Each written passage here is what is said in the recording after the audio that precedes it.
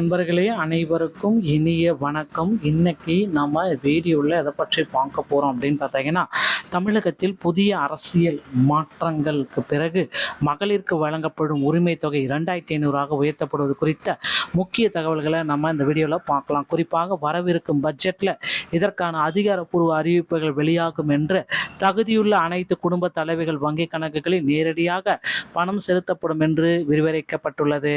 இந்த திட்டத்தின் கீழ் 60 வயதுக்கு மேற்பட்ட முதியவர்களுக்கு மாற்றாக மாதம் 3000 வழங்கப்பட உள்ளது. புதிய நடைமுறை குறித்து விளக்கப்பட்டுள்ளது. பயனாளிகள் புதிய பெயர் பட்டியல் தயாரிப்பு மற்றும் தகுதியற்றவர்கள் பெயர் நீக்கம் போன்ற நிர்வாக ரீதியான மாற்றங்களை இந்த தொகுப்பு சுட்டிக்காட்டுகிறது. மேலும் இலவச மின்சாரம் மற்றும் பாதுகாப்பு படைகள் போன்ற பல்வேறு தேர்தல் வாக்குறுதிகளை செயல்படுத்துவது முதல்வரின் திட்டங்களையும் இந்த காணொளி விவரிக்கிறது. இறுதியாக தகுதியுள்ள பெண்கள் இந்த சலுகையை பெறுவதற்கு வழிமுறைகள் மற்றும் காலக்கெடு குறித்த தெளிவான பார்வையை இந்த வீடியோவின் மூலமாக நம்ம பார்க்கலாம். 2500 மதிப்புமிகு மகளிர் திட்டம் பெயரை மாற்றும் முதல் விஜய் வங்கி கணக்கில் எப்போ வரப்போகுது? இதுதான் எல்லாருமே எதிர்பார்க்குறாங்க. 2500 எப்போ வங்கி கணக்கில் வரவு வைக்க போகிறாங்க? முதலமைச்சர் விஜய் தலைமையில் தாவேக அரசு தேர்தல் வாக்குறுதியில் கூறிய விஷயங்களை அமல்படுத்துவதற்கு மும்முரம் காட்டி வருகிறதுங்க. தாவேக அரசு தேர்தல் வாக்குறுதிகளில் என்ன குறிப்பிட்டாங்களோ அதை உடனடியாக செயல்படுத்துறதுக்கு மும்முரமாக காட்டிட்டு வராங்க. குறிப்பாக கடந்த ஆட்சியில் பெரும் வரவேற்பை பெற்ற பெண்களுக்கு மாதந்தோறும் 1000 வழங்கும் மகளிர் உரிமை தொகை திட்டத்தை 2500 விரிவுபடுத்த திட்டமிடப்பட்டுள்ளது. ஆனால் ஏற்கனவே மாநில அரசு மீதான சுமார் 10 லட்சம் கோடி கடன் சுமையை காரணமாக தங்கள் வாக்குறுதியை செயல்படுத்த முதலமைச்சர் விஜய் அவகாசம் கேட்டுள்ளார்.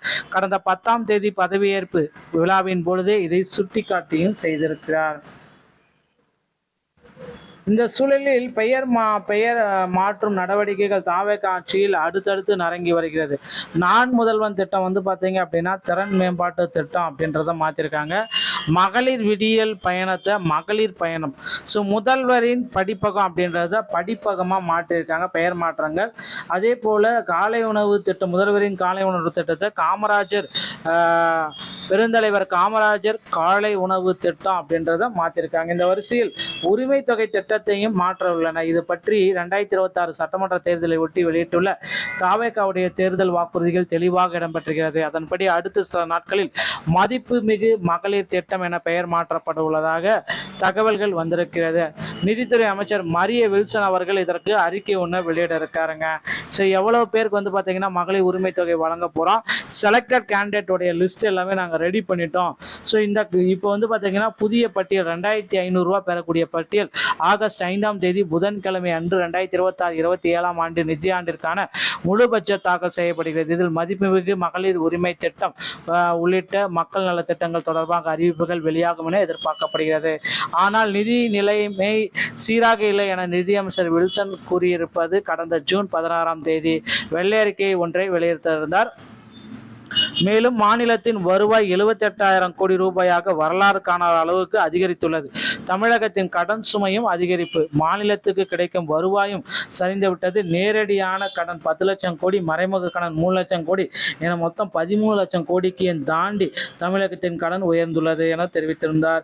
இதை வைத்து பார்க்கும் பொழுதே நடப்பு பட்ஜெட்டில் மதிப்புமிகு மகளிர் திட்டம் செயல்படுத்துவது தொடர்பாக அறிவிப்புக்கு வாய்ப்புகள் இல்லை அப்படின்ற மாதிரி தகவலும் போயிட்டு இருக்கு. எது எப்படியோ இந்த 2500 திட்டத்தை விரைவில் மகளிருக்காகவே முதல்வர் விஜய் அவர்கள் ஒதுக்குவார் அப்படின்றத நம்ம நிச்சயமா எதிர்பார்க்கலாம்.